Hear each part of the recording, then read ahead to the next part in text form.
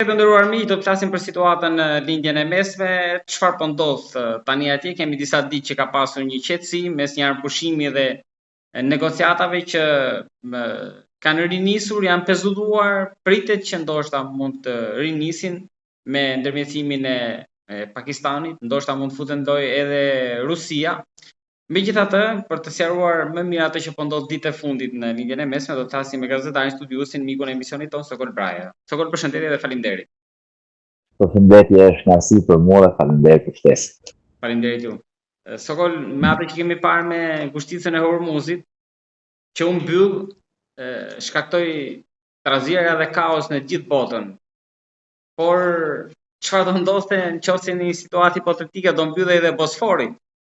Apo në Turqi nuk u ka vajtë mendje për këtë kërcënim? Jo, në fakt është debatuar pak edhe në median turke, por jo sepse janë dy fraksione krejt të ndryshme, janë dy gjëra krejt të ndryshme, cila për ngushticën e Bosforit nuk kemi një marrëveshje të nëpërparshme, në arenën ndërkombëtare që do të jetë është e përcaktuar dhe në fakt ajo deri me 2-3 mars të muajit të kaluar ka qenë e hapur, pra nuk kemi pas një problem të tillë. Tani kurse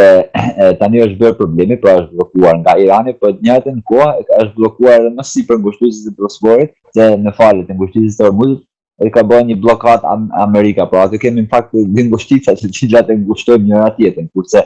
me ngushticën e Bosforit jo, sepse kemi marrëveshjen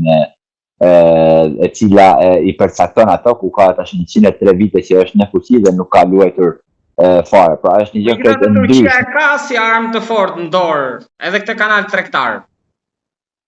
Po e ka si armë shumë të fortë dhe biles rëndësia e kësaj ka dalë fiks atëherë kur filloi lufta në Ukrainë para 4 viteve e cila e ka të drejtën Turqia që të mos lejojë pra të kalojë në anije luftarake në municione të ndryshme apo jo vetëm thjesht shteteve që janë breg i saj, pra breg i Denizi apo mesdheut, pra si të fjalë Greqia dhe Rusia, Ukraina të tjerë, por asnjë as anijet amerikane dhe asnjë nuk ka lënë, pra as aleatët e vetë të NATO-s nuk ka lënë që të shkojnë, që ju kujtohet domethënë para 4 viteve që u bënte fjalë që të shkojnë edhe anijet amerikane në detin e Zi, nuk i ka lejuar sepse marrëveshja që është bërë për ngushticën e Bosforit dhe ngushticën e Dardanelëve, faktë janë dy ngushtica. Kjo ka dhënë atë forcën e Turqisë, e cila me të vërtetë është një gjendje të kontrollojë në situata të vështira, por në gjendje lufte është një gjendje të kontrollojë edhe hyrjet nga deti i Zi për mesdhe, por edhe nga mesdhe për në detin e Zi, e cila me të vërtetë ndoshta jep edhe atë forcën strategjike e Turqisë, plus është edhe aleate e NATO-s, pra është aleate e NATO-s, por nuk le të kalojë edhe anijet amerikane apo e NATO-s, po ashtu edhe anijet ruse, e cila me të vërtetë që Ankaras i jep një joker shumë të fortë në diplomacinë ndërkombëtare. Me që jemi këtu, kush përfiton më shumë nga shtetet në këto dy ngushtica me kalimin? Në Turqi totalisht është 100% përfiton Turqia, e cila ka domethënë çelësin edhe dorë, e ka dhe lejën e vetë dorë, pra ka lënë, por normalisht nuk pengon, nuk janë penguar kurrë dhe anijet e biznesit, anijet e këta në asnjë lloj mënyre, biles edhe tarifat e tyre janë pas bërë atëhera me para 100 sa viteve, janë pas bërë dhe me atë që janë vënë në atë kohë, ende vazhdojnë të jenë për të njëjta çmime, pra kemi një stabilitet në saj dhe jo thjesht për një dekada për 2 dekada, por bëhet fjalë për 10 dekada që vazhdon të jetë një marrëveshje e cila Turqisë e favorin e vet normalisht, por edhe për fitime ekonomike, por nga ana strategjike shumë e rëndësishme, kurse për ngushticën e Bosforit tashmë në sa duket pas hyrjes së Amerikës dhe Izraelit në Iran, kjo do të jetë një gjë krejt tjetër, e cila është shumë e vështirë që të themi të paktën se që të themi që kjo do të menaxhohet nga dikush tjetër përveç Iranit. Është edhe Omani pjesë e ngushticës ku i na gjiri i vogël atje, por gjithsesi forca e përcakton këtë, por duket që Irani nga kjo bomba atomike mund ta quajmë ne, nuk duket që do lëshojnë të qoftë se edhe sistemi i Iranit ndryshojnë përsëri tashmë këtë joker që e ka kapur në dorë, pra që erdhi fati në kuptimin e mirë të fjalës, sepse në luftë nuk ka fat, por ndër kjo do të jetë një gjë shumë e rëndësishme ndoshta edhe për dekada më radhë të Iranit, por edhe pse për shembull ditën e sotme që flitet për pas nesër do të dalin nga OPEC-u edhe Omani, pra të dalin edhe ato shtetet që provojnë ashtu gjoja për të dalë nga të dëshitur sa më shumë, përse i pa kaluar për atë ngushticë, është shumë e vështirë, ndoshta mund të kemi për dekada më vonë, për paktën për një dekadë, është shumë e vështirë eksportimi i karburanteve dhe i dhërave të plerave të cilat prodhohen në rajon pa kaluar në ngushticën e Bosforit. Kështu që i jep një gjë shumë të rëndësishme Iranit në dorë dhe debatet në fakt në ditët e sotme, Dilbert që ti e din shumë mirë, është që tash anije që do kalojnë ne do paguajnë, pra do paguajnë disa euro apo dollar me atë dhe Amerika kërkon me patjetër që të paguajnë me dollar, pra petrodollarit e jetë në fuqi, sepse ajo është që Amerika e ka bërë perandëritë e vetme në botë. Dhe kjo do të ruhet normalisht, sepse Amerika nuk lëshon pede, më thonë, nuk lëshojnë shumë gjëra, po ashtu kemi edhe prononcimet e kancelarit gjerman i cili thotë për Amerikën tashmë për Trumpin nuk ka rëndësi arsenalin nuklear apo bombat atomike dhe nukleare që mund të prodhojnë Irani. Pra edhe Amerika ka ndryshuar strategjinë atje e cila të gjithë ato që ishin përpara pikat kryesore të marrëveshjes tash duket që kanë kaluar dorë 2 dorë 3 për Amerikën dhe dora parë është bërë ngushtica e Hormuz. Po, në çfarë drejtimesh po lëviz Turqia për konfliktin aty ditët e fundit? Se përpara se të niste ishte mjaft aktive, po tani? Aktive është edhe tani, por normalisht që nga që zot shtëpijet dhe si themi ne domethënë ai shteti që po arrin, domethënë që arriti të ulet paktën për herë të parë në historinë e regjimit iranian të ulet dy lideret më të mëdhenj, domethënë jo Trumpin, por G.D. Vancein me Irakçin që të ulin dhe me kryetarin e parlamentit të ulin në një tavolinë, kjo i ka arritur vetëm Pakistani, pra deri më tani Pakistani është ajo forca kryesuese në këtë fushë apo në këtë tavolinë të diplomacisë, ende s'kemi një marrëveshje tjetër gjë e punë, por Turqia vazhdon ende diplomacinë e saj, pra me të gjithë rajonin, jo vetëm thjesht me Iranin, por edhe me Islamabadin, me shtetet e Hirit Persit, po ashtu me Arabinë Saudite, e cila me të vërtet ka një rol konstruktiv Turqia në këtë, por forca që të bindin të dy anët para të ulin tavolinë, normalisht që nuk është kollajt, është një gjë shumë e komplikuar e cila Irani u sulmua pra nga superfuqia më e madhe e botës së bashku dhe edhe Izraeli ishte. Dhe një shtet që pavarësisht se ne themi që ka aleat, domethënë Kinën apo Rusin, por në fakt këto janë duket domethënë tashmë pra dolin në paqë që nuk janë aleat. Ne kanë marrëdhënie me njëra tjetrin, por aleati është që të jetë në ditën e keqe të jetë pranë, por me Iranin nuk ishte asnjë dhe nuk duket që do të jetë domethënë kush me Iranin, sepse konflikti i tillë apo zgjatja e këtij konfliktit dhe që të merret Amerika vazhdimisht me Iranin, kjo i intereson të gjitha forcat e tjera në horizont që janë rivalet e Amerikës, pa Kina, Rusia, India, atyre intereson sepse harxhojnë energjinë e tyre siç e harxhoi Rusia që 4 vite e sa në Ukrainë dhe të gjitha zonat e influencës që nga Amerika Latine, Amerika Jugut, në rajon, pra në rajonin e Mesdheut, dhe të gjitha e humbi influencën e tyre, aq shumë ka humbur saqë Amerika tashmë ja ka marrë për të thuash është krejt totalisht influencuese dhe ka eliminuar influencën e Rusisë edhe në shtetet ish Bashkimit Sovjetik siç janë për shembull Kazakistani, Turkmenistani, Armenia e të tjera. Sokol, kush po i fryn këtij zjarrit për një konflikt Turqi-Izrael, ose më saktë kush e do? Pse shkojnë dhe prapë aty rrotullohen? Po, sepse Turqia është një ndër forcat kryesore, por unë nuk shoh se do të kenë domethënë një luftë, do të parë më shumë edhe politikat e Tel Avivit, të cilat nuk janë thjesht e Benjamin Netanyahu, por janë prej dekadash më radh që kur është themeluar Izraeli, e cila ato flasin që referohen, domethënë botkuplimin e tyre i referohen Biblës, e cila sipas tyre pra Zoti ka dhënë kapitë një tokë atje që normalisht të montën rradha, por gjithsesi burimin e teopolitik drejton gishtin për në vendet e tjera, sepse duke pa politikat e Izraelit dhe sidomos të Benjamin Netanyahu dhe qeverisë së tij, ka të njëjtat fjalime që në 97, 98 pra Benjamin Netanyahu, kemi gati 30 vite që domethënë i fryn e njëjta retorik dhe normalisht tashmë atje nuk i kanë ngelur vend tjetër që të do hapi luftë, të gjithë vendin e ka shkatëruar, domethënë të gjithë komshitë e ka shkatëruar. Tashmë edhe shtetet e Gabishullit përballë Iranit, pra Gjirit Persik, por ashtu edhe Arabinë Sauditë, tashmë edhe ata po të thuash hike parajsa që kishin krijuar ata për vitet e 4 e fundit, edhe ato ikin, kështu që të gjitha çojnë ujë për në Izrael. Pra është mirë dhe normalisht Izraeli ka politikën e vet. Po edhe vetë që Suria, domethënë familja e Izraelit është i vendosur mbi sionizmin, i cili kërkojnë vetëm luftë, pra vetëm shkatërim me gjëra, tash sa ngel vend tjetër pak për të shkatruar dhe automatikisht tregojnë gishtin, por këto më duket që janë totalisht për konsum të mbrëmshëm, qoftë për Izraelin dhe politikanët e tyre, po ashtu edhe kjo përdoret nga Turqia, domethënë sepse nëse shohim median turke pro qeveritare, thonë se kur mos të ishte presidenti Erdogan që 24 vite në qeveri i vetëm, edhe të kishin fatin e Sirisë, fatin e Libisë, fatin e Irakut apo fatin e sotshëm të asaj, por nuk duhet harruar Dilber që Turqia është në NATO dhe është në aleancë më të madhe gjatë gjithë historisë së njerëzimit, plus është edhe ushtria e dytë më e fortë asaj, e cila dihet domethënë që NATO ka nenin e 4, nenin e 5 dhe nëse bëhet një gjë aty, atëherë nenin e 4, nenin e 5 ku do shkojë. E para, e dyta është që Turqia nuk është vetëm thjesht një forcë, për shembull si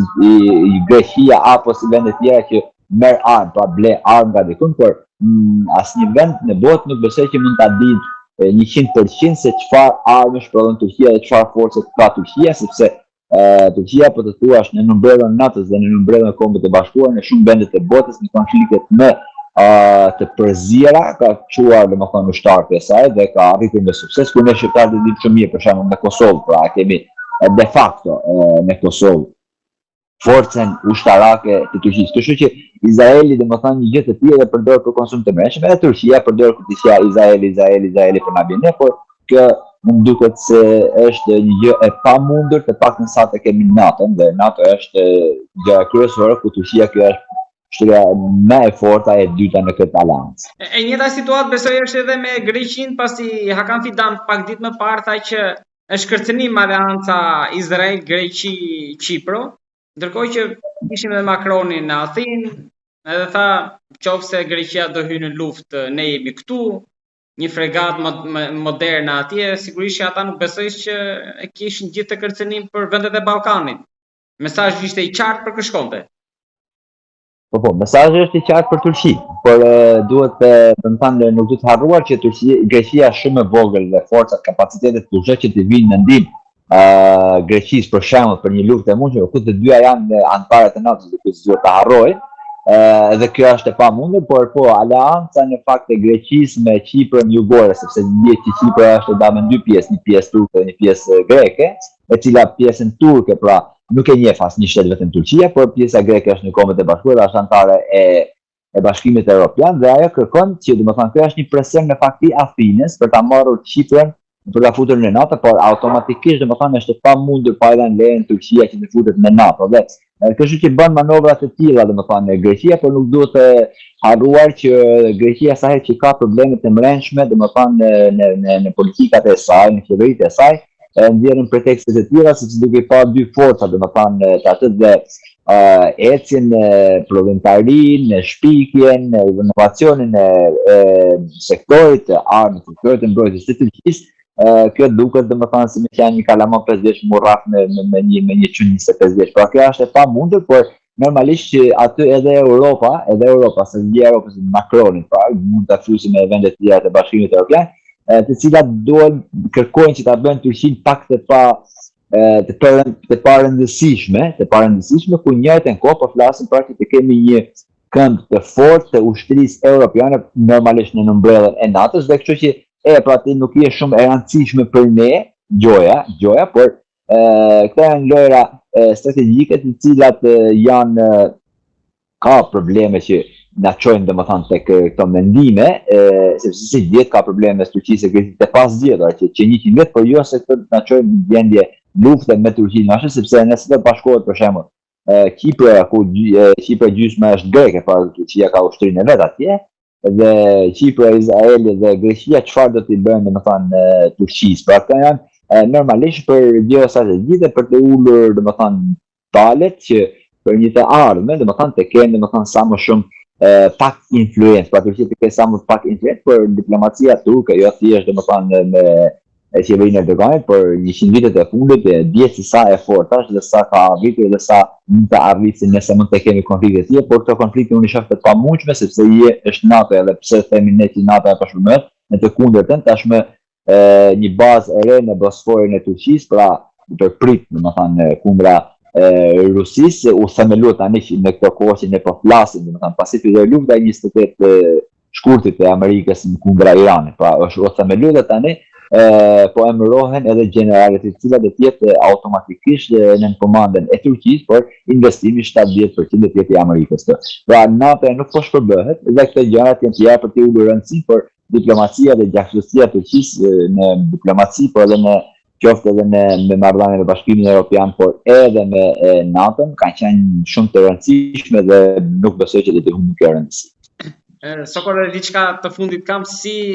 do ndikojë në sezonin turistik konfliktin në lindjen e mesme, se ju e thatë vendet e gjirit, pasanikët e të tjerët janë mbathën nga Dubai, po në Turqi? Po në fakt